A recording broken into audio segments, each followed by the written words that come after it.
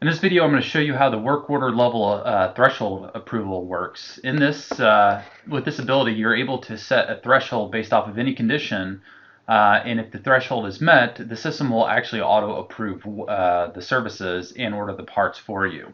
So what we did is we leveraged our event mechanism, so you can set up any event you want, define the criteria, and then it can auto-approve the services. So in this criteria, we're looking for a phase to be activated, and that phase is called approval. It's our approval phase. We're looking for the order amount to be less than or equal to $500, and the repair location is called new dealer demo. Again, this is probably would be the name of your repair location. So what we can see here under this order is I have a handful of services. We're going to install an air filter. They're going to paint the front bumper, take out a dent on the hood, and obviously we need to order the air filter.